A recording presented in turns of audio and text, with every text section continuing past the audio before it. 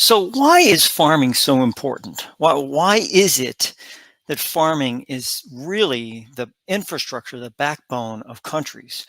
They produce food. They do things that helps the land. They do things that help agriculture. They do things that, whether it be animal husbandry or what other things that help the country in general.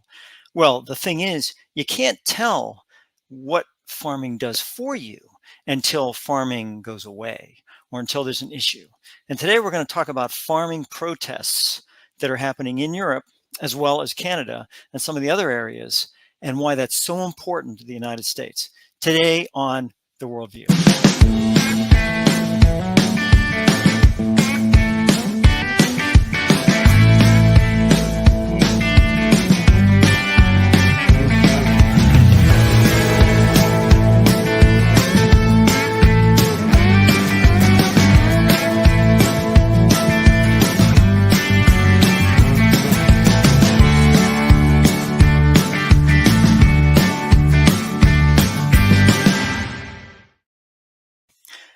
Hi, everybody. Welcome to The Worldview. I'm Chris Greco. For the next half hour, we'll talk about issues that are really affecting the United States or could affect the United States that are happening in other parts of the world. We'll show that geographically, but first we'll go over the stories and then we'll go into geographic aspects and why it is so important that the media, the US media, really should be covering this. And they're really not covering it as they should. And it's really a shame because what happens is that the US media covers something that is basically chaos. They would prefer to make the chaos so that they could report on the chaos. That's very important to them because if there's no stories out there to report, they make the stories, which is not what they're supposed to do, but that's what they come into this pattern of being able to do that. So that's what's going on. Well, the problem is that if they would just look at different situations that are occurring worldwide, they would see how that affects the United States, and then they could make that into a story, a real journalistic story, and then move on with that. But that's neither here nor there. The bottom line is that we're talking about farming today, and it's interesting because a lot of people might say, "Hey, Chris, who cares? Who cares about farming? I mean, where are we in the United States? Well, we're talking about things like, Super Bowl, yay, and Pro Bowl coming up, and, Kelsey and Swift, and, and the Grammys and all that stuff. Well, the bottom line is that there are farmers out there that are really hurting, and they're producing for us. The agriculture in this country has been basically outsourced. And I'll tell you something, that is going to hurt us in the long run. And, to prove that, what we're going to do is go over some things that are happening right now and how that can really hurt in the long run. So the first thing we're going to talk about is the France protests, right? So farmers basically are blocking major roads. And the reason they're blocking major roads is because they've had enough of the government interference in their farming programs. The government says you have to have fallow lands, and then you don't produce as much. And then all of a sudden they're importing. France is importing things like fruits and vegetables from other countries, and farmers are sitting there saying, "Wait a minute, we grow here to produce here, to eat here. Why should you be importing stuff that we could be producing here, but do we have to have fallow lands?" And then that, and I get the idea about over farming and all the other things go along with that. But I mean, they're starting to block roads. Here they are. I mean, they're going to take their tractors and then whatever else, and they're going to block roads around Paris. They're going to make their wishes and their desires known. And they're going to do that by taking their vehicles, and they're going to make sure that they do this, make this work, right? And the thing is, interesting thing about it is this green energy thing is going on, and I get it, and the people that are big on green energy, hey, I'm not busting on you, I get it, and there's a lot of issues having to do with fossil fuels and all that stuff. But the bottom line is these tractors, the tractors you see right here, the green ones, yeah, go ahead, you put them on electric. Yeah, put them on electric. Have a good time with that. They're never going to run the same way they're going to run on electric as they are on diesel. And also, you're not going to get the same amount of farming by using electric on these vehicles. It's not going to work. Not at this point. I think you may need to come up with better battery, better solar, better whatever you're going to come up with. But in the long run, you're gonna lose. And they've had enough. So farmers argue they're being hit by falling incomes, environmental regulations, rising red tape, and competition from imports. Here we have it, and that's what's happening. And it's happening also in the United States too. And I'll show you that in a second. So basically, that's what's happening here. Here we go. Why Dutch farmers are protesting over emissions cuts. So now we're in the Netherlands. We're talking about Dutch farmers, right? They're saying, hey, look, you got to have emissions cuts. Well, you're going to run this tractor with emission cuts. You're going to have an issue. Already they're paying an exorbitant amount for fuel, and you're going to increase that because you're going to put these emission standards on there. So hay bale and flame manure dumped on highways, blockades at supermarket distribution centers, demonstrations on politicians' doorsteps. I mean, all these things are happening because they're pissed. Farming is a major industry, and I mean, it's interesting how we try to import stuff. And I'm going to show you what we import here in a little bit from the USDA, Department of Agriculture. Got some data from that, so we're going to take a look at that in just a second here. So this is, this proud farming nation is under immense pressure to make radical changes to cut harmful emissions, and some farmers feel their livelihoods will be obliterated. It's in our blood. I want to do this. If we adapt to new situations, I want to, but we have to be fair. It takes time. Give me a chance. I mean, these are people. It takes generations for those things to happen, right? Dutch government proposals for tackling nitrogen emissions indicate a radical cut in livestock. 11,200 farms will have to close. Another 17,600 farmers will have to significantly reduce their livestock. I mean, we're talking about meat. I mean, I get it. Let's just do Impossible Burgers and all that stuff. Yeah, I get it.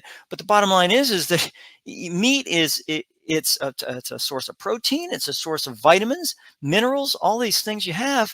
And it's like, just cut it. Just cut the livestock. What are you going to eat? We're going to all become vegan? I don't think so. I don't think it's going to work.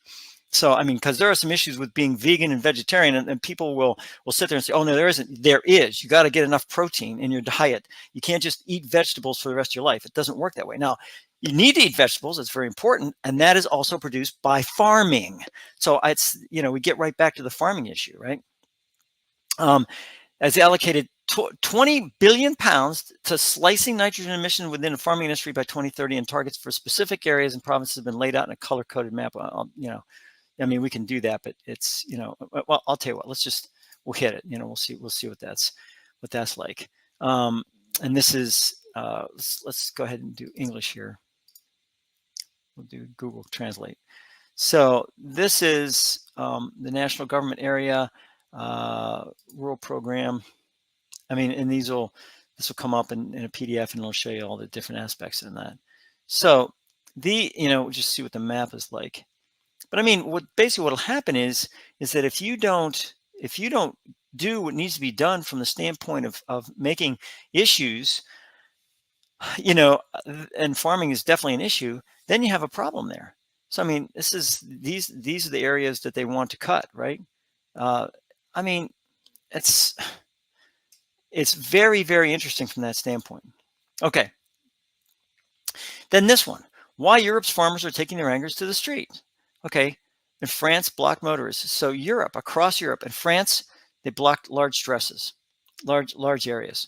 Young farmer. Okay, this is Germany. Protests also spiraled across much of Germany, although they have a primarily national character. Farmers are angry with phasing out of tax breaks on agricultural diesel, which they say would lead them to bankruptcy. Again, we're going into the environmental aspects, right? We're going into the climate change stuff. We're going into areas where it's starting to affect the farming. It's starting to affect us, and it's going to affect us, our United States here, real quick. And it's interesting how everybody just kind of sits there and says, "Oh, it's no big deal. It's good for the earth to cut emissions."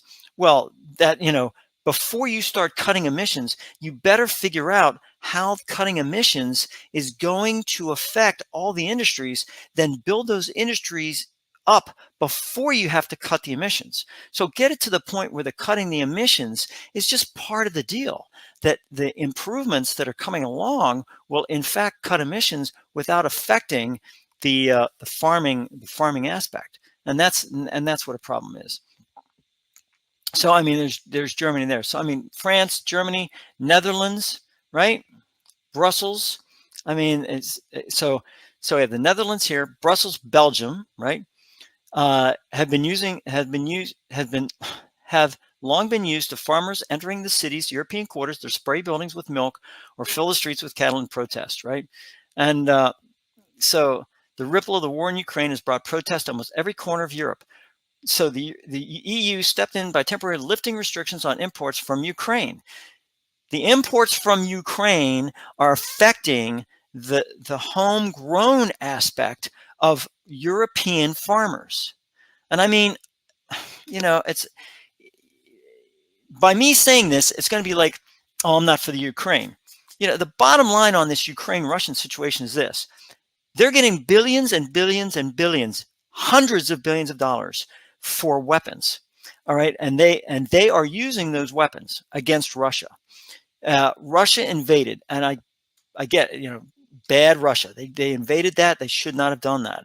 The bottom line is this, is that now Ukraine says, look, we need help. We need money in other areas. We need to get, we need to do wheat. We need to do grains. And Europe says, well, okay, we'll take them off. We'll take them off your hands. Well, the bottom line is when you do that stuff, you lower the prices on other grain products, and that's to be an issue, right? So all these areas, Hungary, Poland, Romania, local farmers left unable to sell their crops. Tractors were blocking the same Polish roads that had been lined with volunteers welcoming Ukrainians refugees a year before, because they're tired of it. They're tired of it. Romania is tired of it. I mean, Romania. So everywhere across Europe, you see these issues happening. So what's happening in the North America? Well, same thing. You got a UK-Canada trade rift because they're having an issue between cheese and beef and cars, right? So now they're saying, UK halted discussions to food products that they're having issues with. So tougher trading terms for the UK, with the partner accounting for 1.4% of its total trade for 12 months. Goods trades between the two countries was worth 19.2 billion pounds in 2020. UK imports from Canada worth 7.3 billion. So here, Canada and UK are having problems. Collapse, beef farmers in the UK likely see the collapse of talks as a big win, right? Canada's farming industry has briefly voiced frustration to the UK. I mean, all these are issues, right? Again, we're talking about farming. We're talking about something that has to, we got to be able to bring this in, folks. We got to be able to do this. I mean, this is ours. And then this one from The Guardian says, hey, the far right is taking note of all these farming issues, right? Because all of a sudden it's kind of like, maybe, we'll make that an issue coming into all these 2024 elections that are happening. Lots of elections. The most elections, 192 countries are having elections. I mean, it's like every country is having elections. It's not 192, it's something, over 100. And, that's a lot of countries that are having elections in 2024. So, we make it. Now, we're going to make it here in the United States. We're going to make that an issue? No, we're not. We should make it an issue, but no, that's not the issue. The issue is things like green energy, migrants across the border in Mexico, whether or not the Kansas City Chiefs are going to win the Super Bowl, the Bachelor, how that's going to work, what's happening with the Golden Bachelor now. I mean, that's our type of issues. This is the issue. This is the issue. Farming is a major, major issue. And I'll tell you who's going to win on this are places like China, India, places that sit back and go, hey, fine with us. You want to take it on, that type of thing, because they're not going to care. I have the year, and then I have European Union, right? 27 as European Unions, European Union, 27 countries, right? So this is all I have. European Union, 27 countries in the European Union, something like that. Billions of US dollars. So we're talking about, and this is imports, right? These are US imports from Europe. We're talking about, what are we talking about? $35 billion in 2022, up from $9 billion in 2020. So in over 20 years, we've come up $35 billion. Okay, so that's a lot. That is a lot. What are we getting from China? Interestingly enough, here's China. Here's the imports, 4.7 billion. I mean, a lot of people think, oh, we're getting so much from China. China's taken over so much import. Not according to the government. I mean, this is government data, but some of China, we're talking here $4.7 billion in 2022, and we were up from, 0.84. So, I mean, we're up, from 1 basically to 4. So, I mean, up $3 billion over a period of 20 years. So, I mean, we're up in that area. But look what we're up in Europe. So we depend a lot on Europe from that standpoint. And this is what we have. Now also we have values here on this is percentage now. So some of manufactured products. This is imports now. Some of manufactured products. We have 58%. 58% of grain and oilseed milling products, 58% import. 58% import. So chances are those grain and everything is coming from Europe, right? Some of dairy products is almost 10%. So 10% of our dairy products are imported. And then we have and then manufactured products, we have 26%. So a quarter of our manufactured products, a quarter is from imports. A quarter is from imports. And that's a lot. And to tell the truth, interestingly enough, 2008, we had about 16. Here we have 26. So, I mean, this is what we have, right? So, I mean, it's very interesting how that all works. And it's something that you have to take into consideration. So this is what we have, and we have to make sure that we understand that there's a lot of grain and oilseed, quarter of manufactured products, and about 10% of the overall of our imports are from dairy products. So I mean, it's not too bad. It doesn't mean apocalyptic area, but this is very, very important from the standpoint of farming. And that's why we have to make sure that our farmers have what they need to be able to feed us. I mean, it's interesting how you go to a grocery store, and the grocery store has a lot of locally produced stuff. That's what you want to buy. You want to buy the locally produced stuff, and it's interesting how all that works. So, I mean, we can change up whatever we want here. We can change, let's see, sugar and sugar confections. Sugar and sugar confections are 37%. 37% of our sugar and confectionery is from imports. Let's see what else. Meat products. Let's see what meat products is.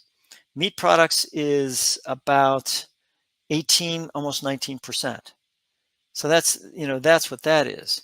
And then we have preserved fruits and vegetables. Look at this. 31% of our preserved fruits and vegetables is imported. 31%, a third of our fruits and vegetables are imported. I mean, that's shameful, folks. I mean, that's a shame. What about our bakery products? Let's go to bakery products. What are they? 15% of our bakery products. I mean, this is data, folks. I'm not making this stuff up. This isn't something that hey, let's take a look at this. And I mean, I can do a lot of these things. So Europeans, let's see what we're getting from Mexico. Let's see, this is from China. So China, not that much, right? Let's see what we're getting from Brazil.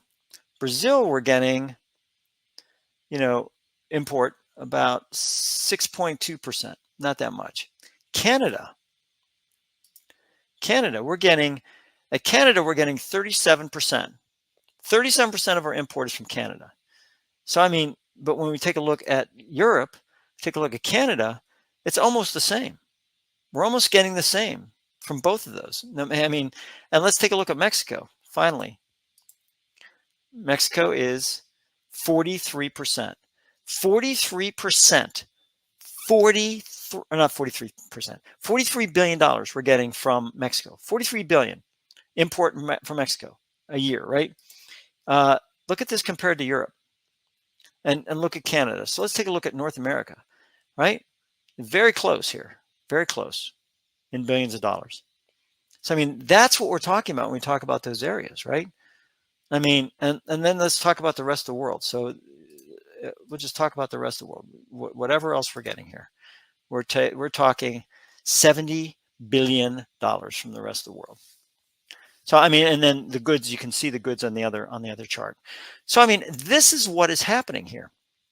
And we can sit there and we can say, geez, you know, this is really, wow, Chris, very interesting. I mean, just from the data point of view, this is what we're talking about. And again, this is USDA stuff. This is US Department of Agriculture. I mean, a lot of different areas. So what did we talk about today? What are the areas we talked about? Well, we pretty much, except for we didn't cover Asia, but we pretty much covered a good bit of the world here. First of all, we covered the US and Canada. We talked about Canada. We talked about Canada's relationship with the UK. Now, you have to remember that Canada and UK are very close. You know, there's a very close relationship between those two.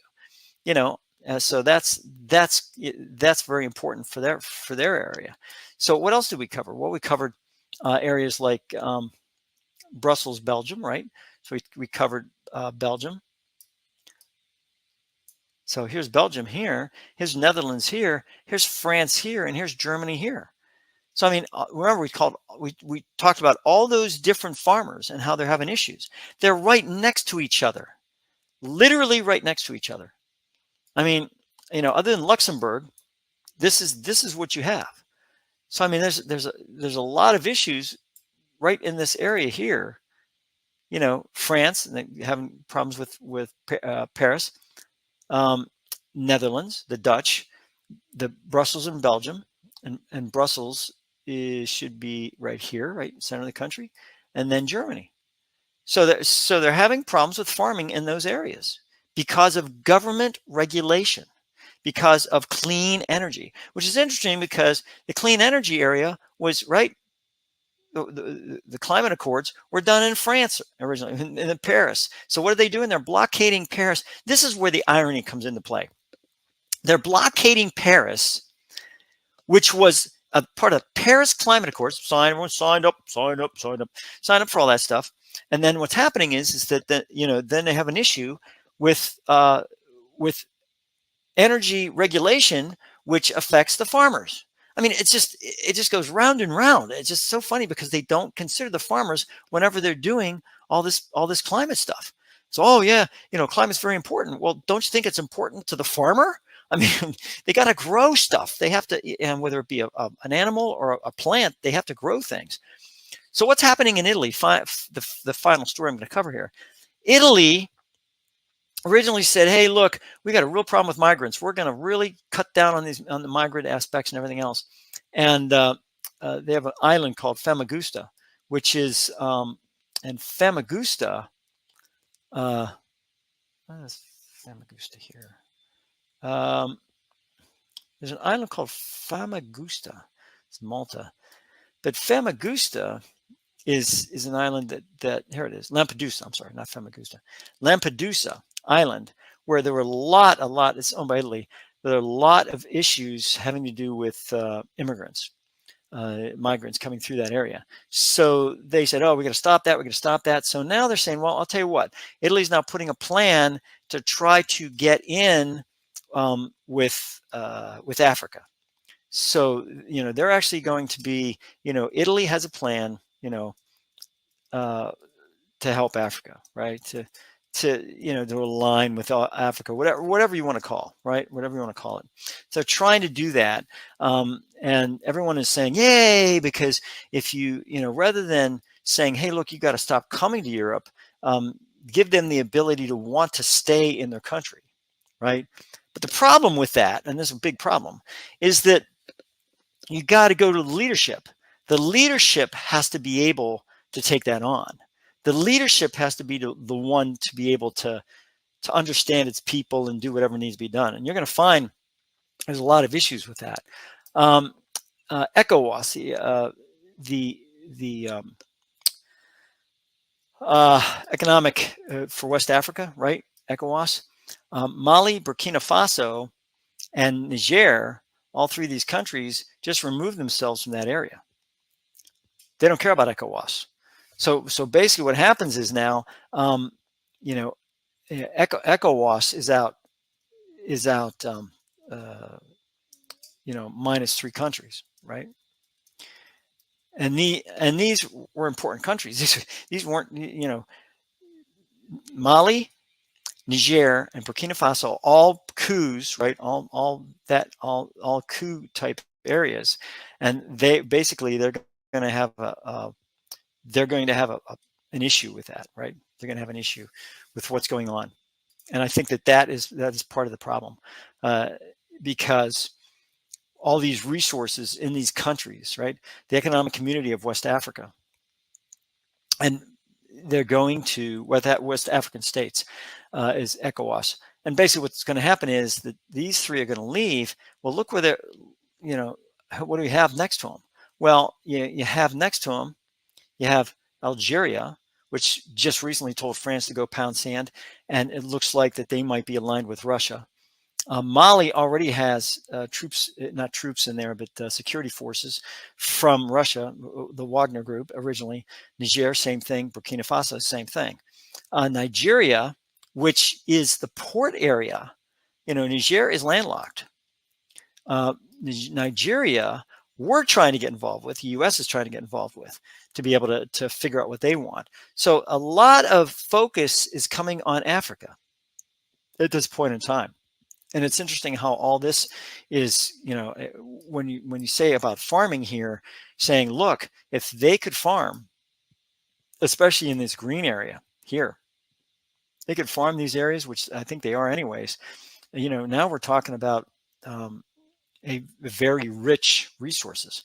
Up here is more mineral resources, which is and oil, especially in Algeria.